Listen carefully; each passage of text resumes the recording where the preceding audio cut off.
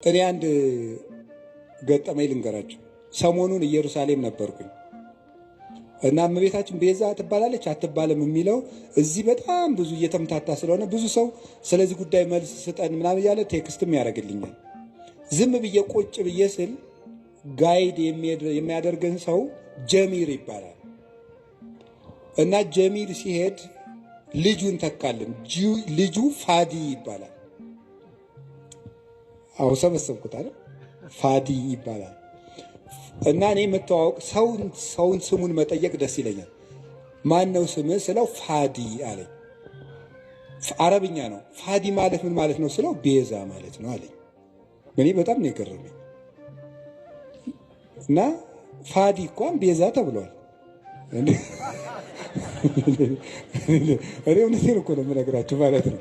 እንደው ፋዲ በአቅሙ ቤዛ እየተባለ እንዴ እመቤታችንም አንዴ እንዴ እና እኔ በጣም በየቀኑ ፋዲን ባገኘሁት ቁጥር በጣም ሲገርምና አብራራልኝ አልኩት። የምሬንም ነግራችሁ ውሸቴን አይደለም። 2-3 መምህራን ጋር ፋዲን አስታውቀዋለሁ ከነ ትርጉሙ በእንግሊዘኛ እንዲተረጉምልን እያደረግኩ እና ፋዲ ምን ማለት ነው ግን ቤዛ ስለው ራስን እንደ ክርስቶስ ለሌላው አሳልፎ መስጠት ማለት ነው። ቤዛ ማለት እንደዚህ ያለ ማን ነው? ፋዲ በሉ እንጂ እንደዚህ ብሎ ራሱ የነገረኝ ማን እንደሆነ ታውቃላችሁ? ፋዲ ነው። እና በጣም ገርሞኝ እግዚአብሔር እንዴት ነው የሚያስተምረው? በጣም ነው የገረመኝ።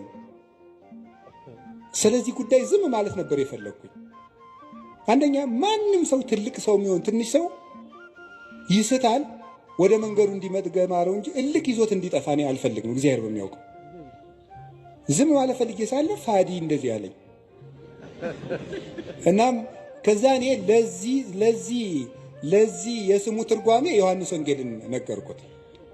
አልቦ ፍቅር ዘይአቢ እምዝ ፍቅር ከመብሲ ዘይሜጡ ቤዛ ነፍሰ ቢጹ ራሱን ለባልንጀራው አሳልፎ ከሚሰጥ በቀር ከዚህ የሚበልጥ ፍቅር የለም አለ።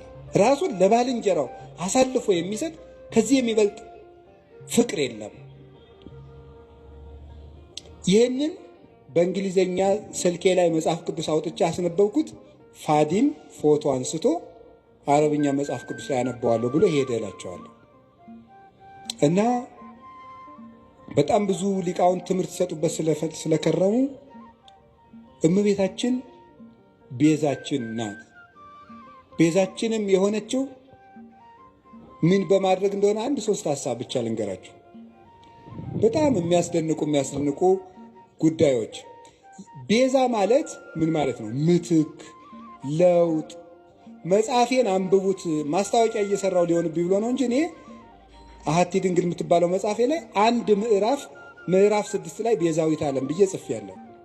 ማንበብ የእናንተ ድርሻ ነው አይደለ? ጉዳዩ ከመነሳቱ በፊት ይሄ ጉዳይ እኔ ወደዚህ ጉዳይ አልመጣሁም። ቀድሜ ግን ሐሳቡን ጽፌያለሁ በዚህ ጉዳይ ላይ እና ቤዛ ምትክ፣ ለውጥ፣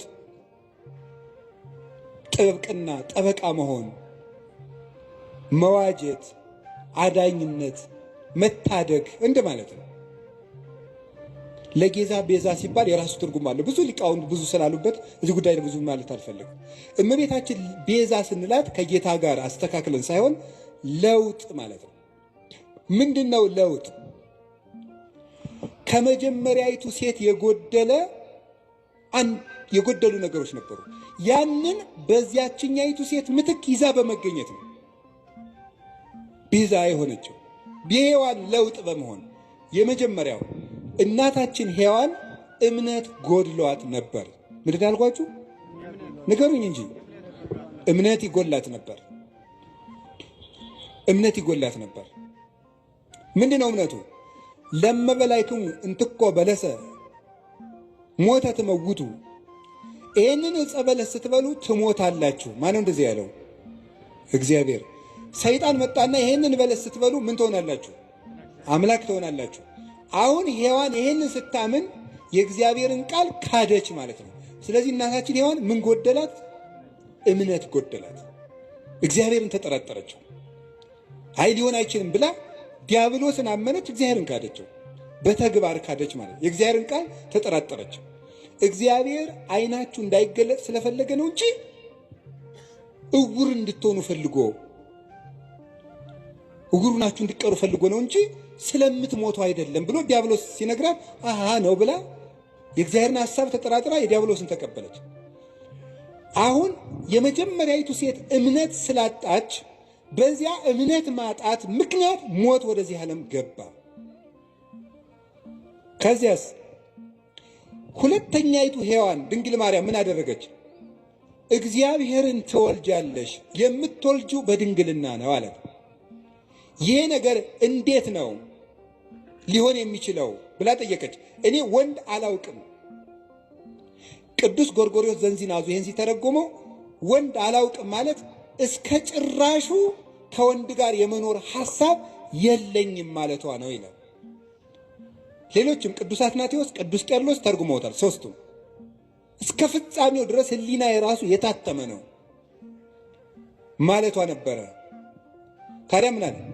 ለእግዚአብሔር የሚሳነው ነገር የለም ማለት ነው። ለእግዚአብሔር የሚሳነው ነገር የለም።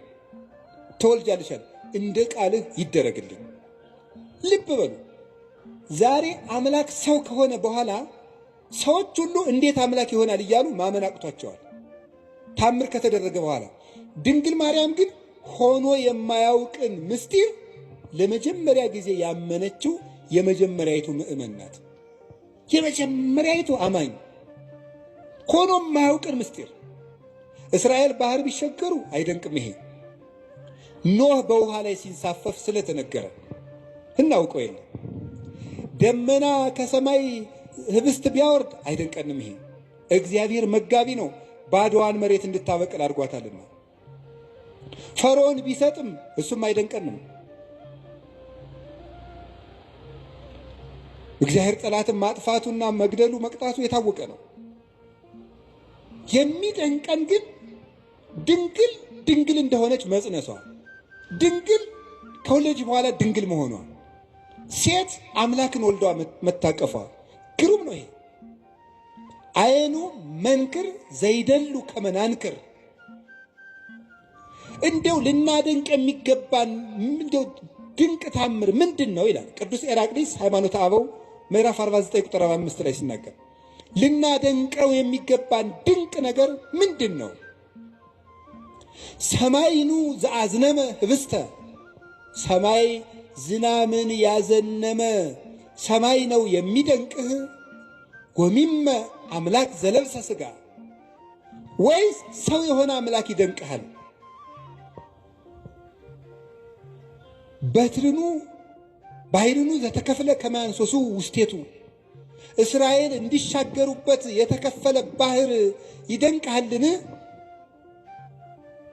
ወሚመ ድንግል ዘወለደት ዘይንበለ ዘር ወምድር ወለደት ተረክበ ማኅተመ ድንግልናሃ።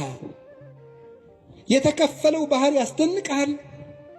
ወይስ ያለ ዘር የጸነሰች ያለ ወንድ ዘር የወለደች ከወለደች በኋላ ድንግልናዋ ታትማ የምትኖር ሴት ትደንቅሃለች? አንተ አይሁዳዊ ለመትብለኒ ምንቱ ውእቱ ታምራት ዘተገብረ በኀቤክሙ፣ በእናንተ ዘንድ የተደረገ ታምራት ምንድን ነው? እስኪ ታምር ንገረኝ።